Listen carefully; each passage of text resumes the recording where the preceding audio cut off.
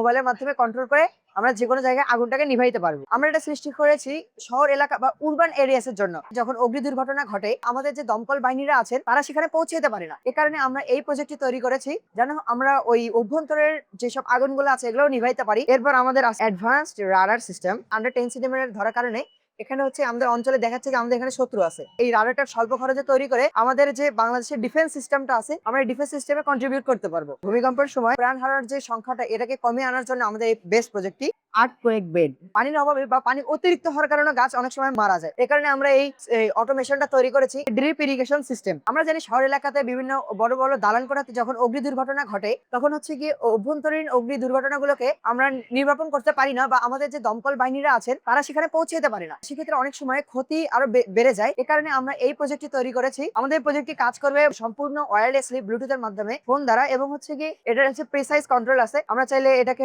ডান বাম উপর নিচ মোবাইলের মাধ্যমে কন্ট্রোল করে আমরা যে কোনো জায়গায় আগুনটাকে নিভাইতে পারবো। এরপর ড্রিপ ইরিগেশন সিস্টেম। আমাদের বাসায় যখন আমরা বাগান করি তখন সেখানে অনিয়মিত পানি দেওয়া, পানির অভাবে বা পানি অতিরিক্ত হওয়ার কারণে গাছ অনেক সময় মারা যায়। এ কারণে আমরা এই অটোমেশনটা তৈরি করেছি। এই অটোমেশন প্রজেক্টে আমরা সয়েল ময়েশ্চার সেন্সর ব্যবহার করেছি। এই ময়েশ্চার সেন্সরের কাজ হচ্ছে গিয়ে মাটি থেকে মাটির পানি কতটুকু আছে এটাকে হচ্ছে নির্ণয় করা। এবং এখানে আমরা রিলে বোর্ড ইউজ করেছি, যদি একটু দেখাই। এখানে কিন্তু সার্কিট ইউজ করেছি এবং আমরা চাইলে এখানে স্ক্রুর মাধ্যমে এটাকে কন্ট্রোল করতে পারবো যে আমাদের কোন গাছে কতটুকু পানি লাগবে।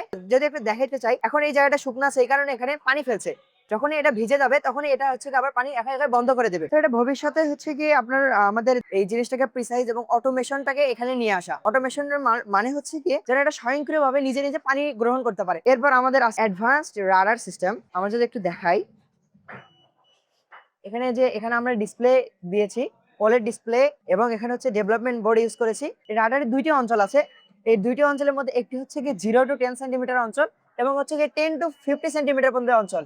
এখানে অ্যাঙ্গেল এবং হচ্ছে কি ডিস্টেন্স দুটাই দেখাবে। আমরা যদি এখানে এখন হাত ধরি, রাডারের কাজটা যদি একটু দেখাতে চাই, আন্ডার 10 সেন্টিমিটার ধরার কারণে এখানে হচ্ছে আমাদের অঞ্চলে দেখাচ্ছে যে আমাদের এখানে শত্রু আছে এবং আমাদের এখানে একই সঙ্গে অ্যালার্মও বাজবে। এর ফলে হবে কি আমরা হচ্ছে কি এই রাডারটা স্বল্প খরচে তৈরি করে আমাদের যে বাংলাদেশের ডিফেন্স সিস্টেমটা আছে আমরা এই ডিফেন্স সিস্টেমে কন্ট্রিবিউট করতে পারবো। এটা হচ্ছে কি আমাদের প্রকল্প এবং হচ্ছে গিয়ে বাস্তবায়নের ক্ষেত্রে প্রায় সময় লেগেছে 2 বছর আর কি। আর এরপরে আছে হচ্ছে কি আমাদের আর্থকোয়েক বেড। আর্থকোয়েক বেডের ক্ষেত্রে হয় কি ভূমিকম্পের সময় যদি রাতের বেলা বা ভোরবেলা ভূমিকম্প হয় তখন আমরা ঘুমের কারণে ভূমিকম্প অনেক সময় টের পাই না। প্রাণ হারার যে সংখ্যাটা এটাকে কমিয়ে আনার জন্য আমাদের এই বেস্ট প্রজেক্টটি। আমরা যদি একটু দেখাই, আমরা এই জিনিসটাকে কন্ট্রোল করতে পারবো। আমাদের এখানে নাম উঠবে আর্থকোয়েক বেড এবং হচ্ছে কি এখানে আমরা হচ্ছে ভাইব্রেশন সেন্সর ব্যবহার করেছি। ভাইব্রেশন সেন্সর যখনই ভাইব্রেট করবে তখন এই যে খাটের হচ্ছে একটি সিগারেট জানালা খুলে এখানে হচ্ছে কি আমাদের যে স্বয়ং যারা আছে নিচে সংরক্ষিত এলাকায় চলে যাবে। আবার একটু ভূমিকম্পের কারণে এই জিনিসটা আবার লক হয়ে যাবে। লক হওয়ার ফলে হবে কি আমরা হচ্ছে কি নিচে একটা সেফটি বক্সের মধ্যে চলে যাব। সেখানে আমাদের 8 ঘন্টার অক্সিজেন সাপ্লাই, সাথে হচ্ছে গিয়ে আমাদের শুকনো খাবার এবং